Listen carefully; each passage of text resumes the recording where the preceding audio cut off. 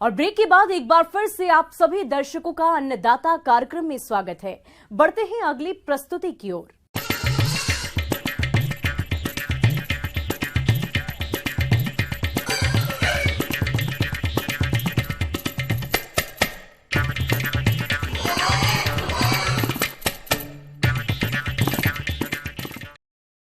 किसान भाइयों, यूं तो बकरी पालन कम लागत में अधिक आमदनी देने वाला व्यवसाय है।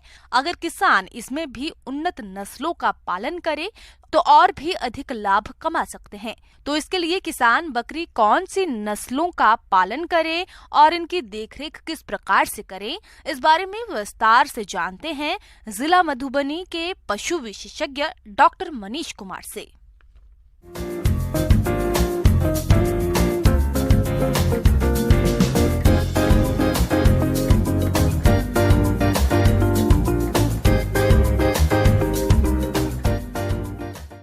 बकरी पालन हमारे गरीब किसान भाइयों के लिए समझिए कि एक तरह के एटीएम का कार्य करता है।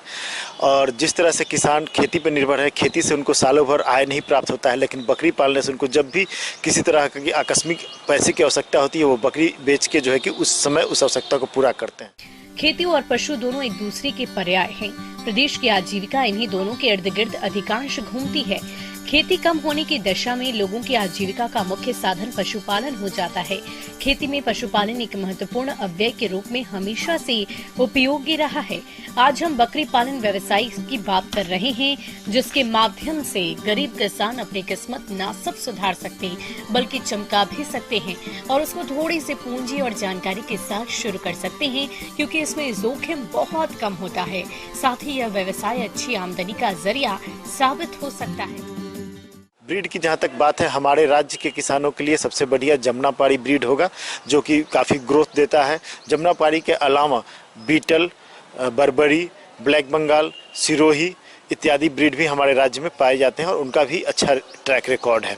इस ब्रीड को किसान पालते हैं तो चूँकि हमारी मिट्टी से जुड़ा हुआ है, एडेप्ट कर चुका है, तो बीमार कम पड़ने की संभावना रहती है। रही बात जो है कि देखभाल की, तो आहारीय व्यवस्था की पहले बात कर लेते हैं। बकरी को जनरली हम लोग जानते हैं कि बकरी चरती है और फ्री में सब कुछ उसको मिलता है। फिर भी चरने के समय बकरियों का एक आदत होता है कि वो लंबा, आप देखें वो कभी ध्यान से, तो बकरी ऊंचा चढ़ चढ़ के खाना पसंद करती है। तो हम लोग वैसे छोटा छोटा पेड़ लगाते हैं जिससे बकरियां जो है कि चढ़ के उनके पत्ते को खाए, और साथ में प्रॉपर और बढ़िया ग्रोथ के लिए हम लोग को उनको चरने के अलावा कुछ सप्लीमेंटेशन दाना भी देना आवश्यक होता है, जो कि हम एक प्रति वयस्क बकरी 250 ग्राम जो है कि दाना मानते हैं। दाना जो है हमारा स्थानीय उपलब्ध है, मक्का, गेहूं या किसी तरह का दलहन और खल्ली मिला के हम लोग सबको मिश्रित करके तैयार कर सकते हैं।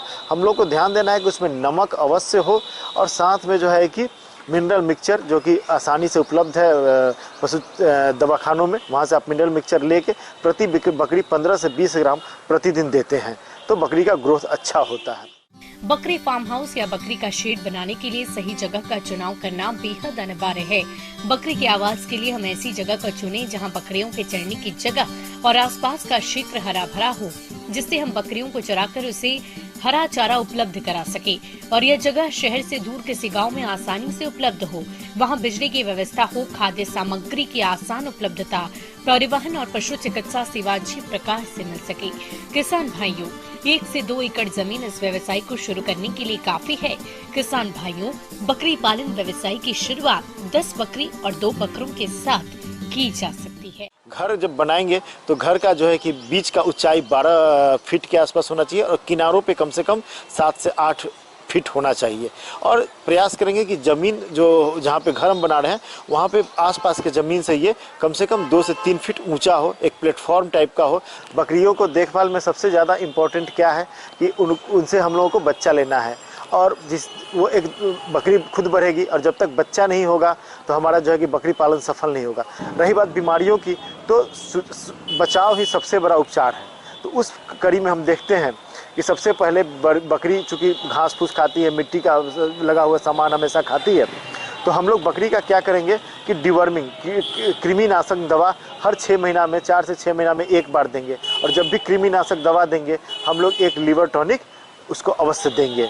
पीपीआर में क्या होता है कि बकरी का पैखाना काफ़ी पतला हो जाता है, सर्दी जो है कि उसको होता है, और नाक भी चलने लगता है, पेट भी चलने लगता है और बकरी खाना वाना छोड़ देती है। अगर समय उसका इलाज नहीं किया जाए तो उसका मृत्यु हो जाता है। तो PPR का वैक्सीन काफ़ी इंपॉर्टेंट है, साल में एक बार सरकार के द्वारा भी कराया जाता है। लेकिन जो बड़े बकरी पालक हैं उनका अगर वैक्सीनेशन नहीं हो पाता है, उस समय उनके पास बकरी नहीं है, तो वो अपने स्तर से भी बाजार से लेके उस वैक्सीन को करवा सकते हैं।